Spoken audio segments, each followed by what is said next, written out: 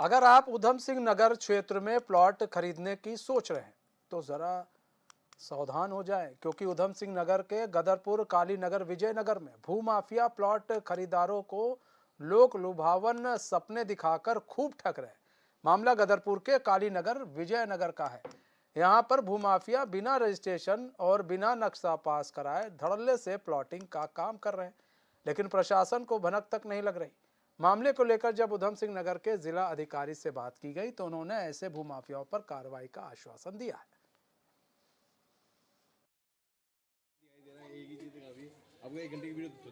कुछ area master plan में आवासीय के अंतर्गत है और कुछ एरिया कृषि के अंतर्गत है। तो कई ऐसे प्रकरण आए हैं जिसमें कि कृषि वाली ज़मीनों में भी लोगों ने प्लॉटिंग काटी है, उसके चालान हुए हैं। चालान होने के बाद उनको पैरवी का मौका दिया गया है, जिसमें मेरिट के आधार पर निर्णय लिया गया है। डिमोलिशन ऑर्डर भी कईयों में हुए हैं और उसका एग्जीक्यूशन होगा, अर्थात जो अवैध कॉलोनियाँ बनी हैं उसको हटाया जाएगा। और विकास प्राधिकरण क्षेत्र में है तो विकास प्राधिकरण की जिम्मेदारी है कि वो ये देखे कि चीज़ों को व्यवस्थित ढंग से डेवलपमेंट हो, नियम कानून का पालन हो, रेरा के प्रावधान का पालन हो और सरकारी ज़मीनों का इंक्रोचमेंट ना हो और लोगों को सुविधाएं मुहैया हों। ये उद्देश्य है इस एक्ट का। और अगर इसके खिलाफ लोग जा कर के इलीगल कॉलोनी डेवलप करेंगे, लोगों को बाद में सड़क नाली खड़ंजा के लिए दौड़ना पड़ता है, जल भराव होता है, तो संबंधित कॉलोनाइजर की भी जिम्मेदारी है। लोगों से भी ये मेरी अपील है कि ऐसी जगह पर प्लाट न लें जहाँ पर बेसिक सुविधाएं डेवलप न हुई हों और लीगल कॉलोनी न हो। इसमें हम दिखवाएंगे और बीसी सचिव विकास प्राधिकरण को भी ये कहेंगे कि ऐसे क्षेत्रों को चिन्हित करें और लोगों को जो सुविधा हो सके वो दिलाएं और इलीगल करने वालों के विरुद्ध कार्रवाई करें। ठीक है। घर नहीं बनाए, वहीं पे जा रहा है पानी। कोई निकासी है नहीं यहाँ पे? ना पानी निकासी नहीं है। और आज बारिश जब होती है तब लोगों के घर में, हमारे घर में पानी भर गया। एक बार तो जब 2000 लॉकडाउन में जब बाढ़ आई थी, सबके घर में पानी भरा। ठीक है। आके रह रहे हैं। अभी बच्चों को स्कूल जाने के लिए बहुत परेशानी, रोड इतना खराब है। जिसने प्लॉट दिया था उन्होंने भी बोला कि रोड देंगे, नाली देंगे, रोड तो दिया नहीं। अब बोल रहे हम नहीं दे पाएंगे, इतना लंबा रोड कैसे दे पाएंगे। ऐसे कई बार हम लोगों ने जाके बोला उनपे, उन्होंने बोला है। कई लोग हम लोग वहाँ पे जाके बोला सब लोगों ने कि रोड। आपने प्लॉट किससे लिया? आपने? हमने योगेश मंडल से प्लॉट लिया था।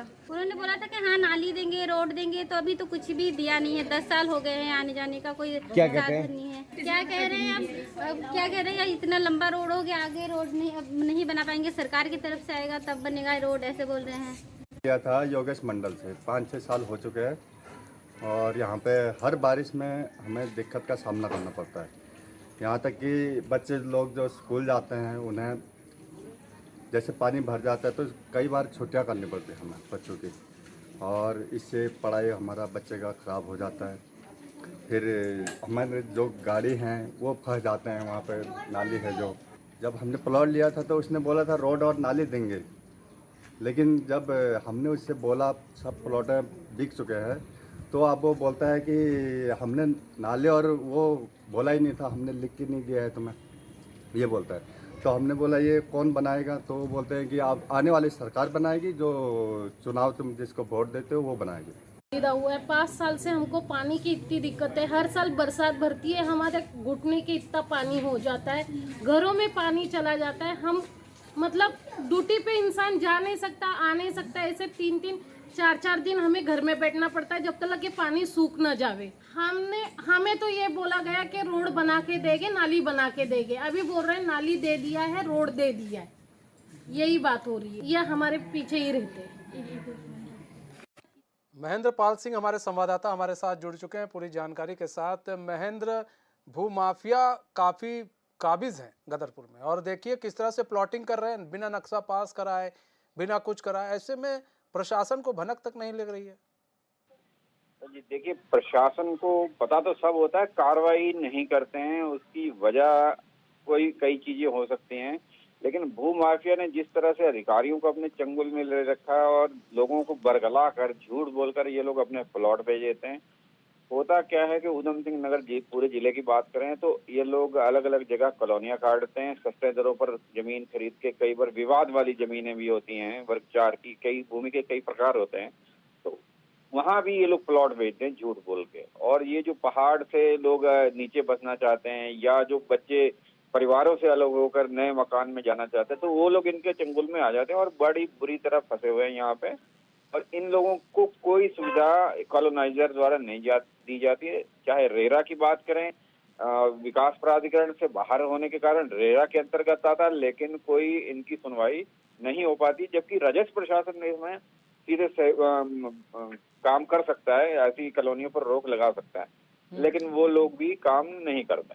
महेंद्र, देखिए प्लॉट तो काट ही दे रहे हैं, ऊपर से पानी की निकासी के लिए भी कोई उचित व्यवस्था नहीं की जा रही है।